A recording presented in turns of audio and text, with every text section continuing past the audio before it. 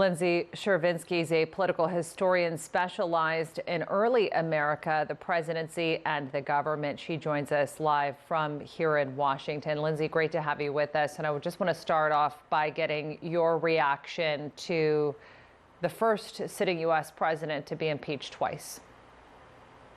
Well, it's really extraordinary. As you said, it's never happened before. And while all unprecedented moments as a political historian are something to sort of observe and I'm thrilled that I can be a firsthand observer to that event. It's really devastating for the country.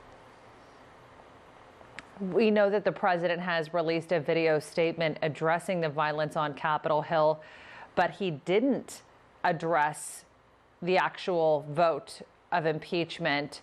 What did you make of that? Well, with all things President Trump, my guess is that the first statement was crafted by his advisors and is sort of him being on script. And then what he actually thinks will come later. Of course, he can no longer share those opinions via tweet, but I'm sure that he will find another mechanism to share his more unfiltered and honest thoughts at a later point.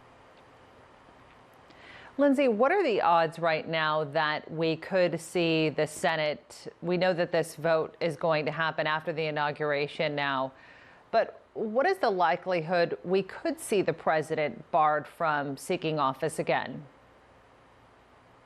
Well, I think the likelihood is certainly greater today than I thought it would have been a couple of days ago. I think everyone is surprised by the Republican support for impeachment. And so I certainly wouldn't count it out, especially with Mitch McConnell acknowledging that perhaps he would be in favor. Now, if Mitch McConnell actually really wanted to get behind the removal process, he could certainly stir up support. So I'm definitely not counting those chickens just yet, but it is possible. It just depends how many Republicans the Democrats can get on their side with this effort. And that is a pretty high bar to set, intentionally so. 2/3 is supposed to be something that is difficult to achieve. Lindsay, why do you think we saw so many Republicans cross over? Well, I think this is one of those things where when you have such stark visual representation of the failure of office and the embodiment of that failure through the violent insurrection, it's really hard for people to get behind and to support. It's one thing when it's a call that takes place in another country and there isn't video footage, or when that call doesn't threaten the safety and security and the lives of congressmen and congresswomen. But this is really a threat that most people have never thought about, most people have never experienced, and I think it shook a lot of Republicans to the core and made them realize that these are not just words, they're not just idle threats, they're not something you can ignore, but that the president's rhetoric really does have a tremendous impact on all Americans and can incite real violence in a way that perhaps they weren't willing to acknowledge before.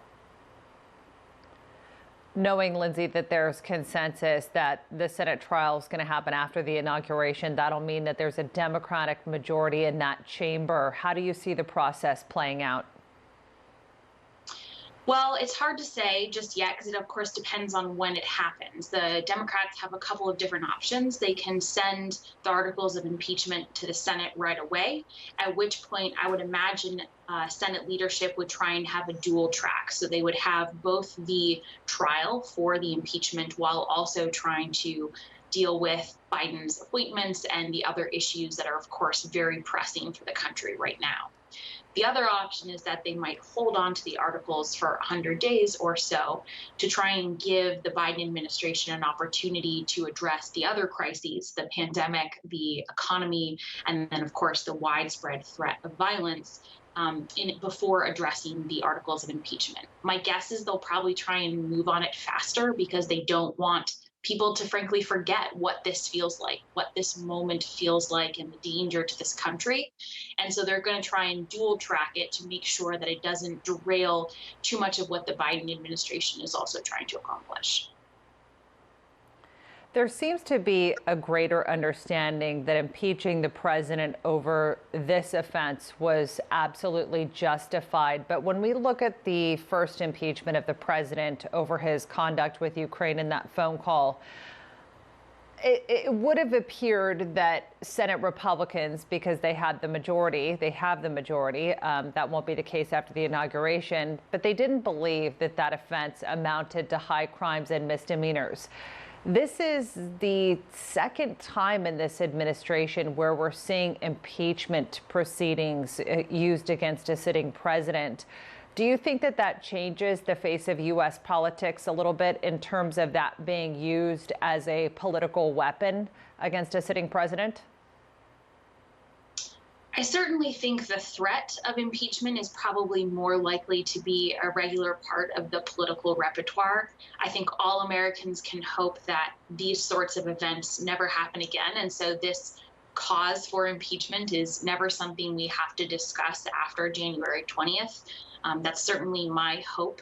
But I do think that the bar that we have set for what a high crime and misdemeanor is now such a high bar because, as you pointed out, Senate Republicans didn't believe that that call that took place and those discussions were just, at the beginning of last year. They didn't believe it met that high bar. I think it will be very hard for most presidents in the future to meet that high bar. This just happens to be such an extraordinary dereliction of duty that more people are willing to acknowledge that Trump did, in fact, commit high crimes and misdemeanors.